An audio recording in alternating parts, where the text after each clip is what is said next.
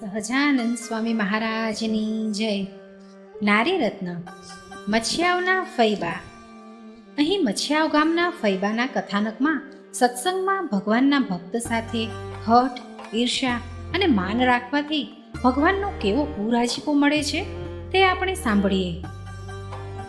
વિક્રમ સંવત 1876ની આ વાત છે.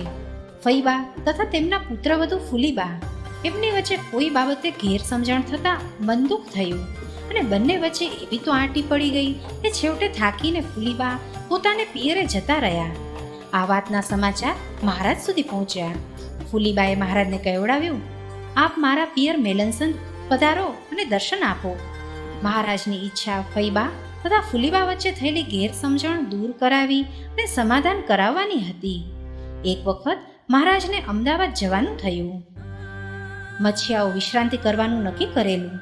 રસ્તામાં ફુલીબાનું પિયરનું ગામ મેલનસર આવતું હતું. મહારાજે સંતોને કહ્યું કે તમે અહીંથી મચ્છિયાઓ જાઓ અને ત્યાં સૌના ભોજનની તૈયારી કરો. હું અહીં મેલનસર ગામમાં રહેતા સત્સંગીઓને દર્શન દઈ અને ત્યાં આવી જઈશ.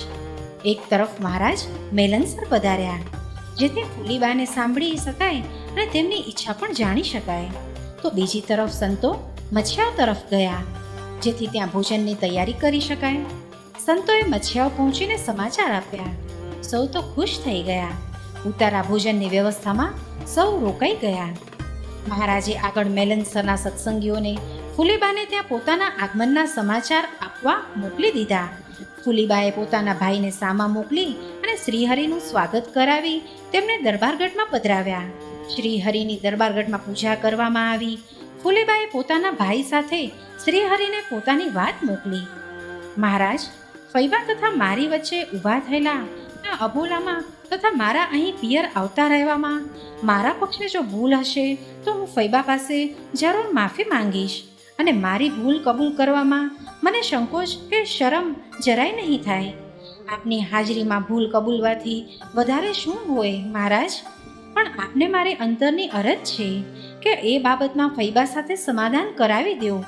મને વિશ્વાસ છે કે ફૈબા આપનું વચન જરૂરથી માનશે. ત્યારે મહારાજે કહ્યું કે અમે આજે તો આ કાર્ય કરવા માટે જ અહીં આવ્યા છીએ. અમારી એવી ઈચ્છા છે કે તમે બંને સાસુ વહુ સંપ રાખીને રહો અને અમને તમારી ઈચ્છા શું છે એ કહો. ફુલીબાએ પ્રત્યુત્તરમાં કહેવડાવ્યું કે મહારાજ, હું તો આપ જે રીતે રાજી થાવ, અમારા પ્રત્યે તમારી પ્રસન્નતા વધે એમ કરીશ. હું કાયમ તમારી આજ્ઞા પ્રમાણે જ રહીશ. સાસરામાં મારા સાસુ કહેશે તેમ જ કરીશ. આમે મારા સસરા જ્યારથી અક્ષર નિવાસી થયા પછી મારા સાસુ પાસે આજે આ અવસ્થામાં કોણ ધ્યાન રાખવાનું હોય? હું તેમના પ્રત્યેની મારી ફરજને જાણું છું, માટે આપ સમાધાન કરાવી દો મહારાજ. મહારાજ ફુલીબાની આ વિવેકપૂર્ણ પ્રાર્થનાથી તો અતિશય રાજી થયા અને અમે ફૈબાને આ અંગે જણાવીશું અને તેમને સમજાવીશું અને પછી તેમને શું વાત થઈ તેની જાણ કરશું અને પછી જ તમે મચ્છિયાવ આવજો એમ કહેવડાવ્યું મહારાજે. આટલું કહી અને મહારાજ તો સૌ સત્સંગીઓને હેતથી મળ્યા. સૌએ દર્શન કર્યા. ત્યારબાદ મહારાજ ત્યાંથી મચ્છિયાવ જવા નીકળ્યા. મચ્છિયાવ આવી અને મહારાજ સીધા દરબારગઢમાં પધાર્યા. ઉતરી અને પ્રથમ જ ફૈબાની મેળીએ પધાર્યા. ફૈબા મેળી ઉપર પૂજા કરતા હતા. મહારાજના દર્શન થતાં જ ફૈબાએ ઊભા રહી અને પ્રથમ પ્રણામ કર્યા. પછી કહ્યું કે મહારાજ, આજે અમારા ઉપર તમે ખૂબ જ મોટી કૃપા કરી છે. મહારાજ બોલ્યા, ફૈબા, ભગવાનની પોતાના ભક્તો ઉપર તો કૃપા હોય જ ને. આટલું બોલી અને મૂળ વાત પર આવી ગયા અને મહારાજ આગળ બોલ્યા કે આ વખતે અત્યારમાં આવવાનો ખાસ હેતુ તો એ છે કે અમદાવાદ જવાની અમારે ઘણી ઉતાવળ છે, છતાં પણ તમારા પરિવારના હિતને કારણે જ અહીં આવ્યા છીએ. તમારા સાસુ વહુ વચ્ચે જે મતભેદ ઊભા છે તેને તમે બંને ભૂલી જાઓ. બંને સાથે મળી અને સંપીને રહો. અમે તમારા બંનેના સમાધાન માટે જ આવ્યા છીએ. મહારાજની આ વાત સાંભળતા સાંભળતા જ ફૈબાના ચહેરાના તો હાવભાવ ફરવા લાગ્યા. તેમને પોતાની વાત કહી દેવાની ખૂબ જ ઉતાવળ હોય એમ બોલવા માંડ્યા કે મહારાજ, આપે અત્યારમાં આ વ્યવહારની શું વાત માંડી છે? આમાં અમને જરાય રસ નથી. તમે આ સિવાય કોઈ પણ આજ્ઞા કરશો એ હું પાડીશ, પણ આ વાત છોડી દો. એ બાઈનું નામ પણ તમે મારી પાસે લેતા નહીં. મને અહીં બેઠા ખબર છે કે તમે અહીં આવતા પહેલાં જ મેલનસર થઈને આવ્યા છો. મારા દીકરાને હું ગમે ત્યાં પરણાવવા તૈયાર છું, પરંતુ એ બાઈ તો નહીં જ. હું એનું મોઢું પણ જોવા નથી માંગતી. મહારાજ તો ફૈબાના ચહેરાની રેખાઓ, હાથના હાવભાવ, વાણી તથા ઉચ્ચારણોથી અતિ નવાઈ અને વિચારવા લાગ્યા કે આજે એ જ ફૈબા છે કે જેમના ઉત્સવ સમયમાં ઉભરાતો ભક્તિભાવ સૌને ભક્તિનો માર્ગ ચીંધી જતો. આ એ જ ફૈબા અત્યારે કયા ભાવથી વાત કરે છે? આમને કેવી રીતે સમજાવવા જે છેલ્લે પાટલે પહેલેથી જ બેસી ગયા છે? આ કેમ સમજશે? વાત ના કરનારા કોણ છે એનો તો ખ્યાલ કરો. તમારા હૃદયમાં અમારા માટે ભક્તિભાવ, નિષ્ઠા, હેત આ બધું ક્યાં ગયું ફૈબા?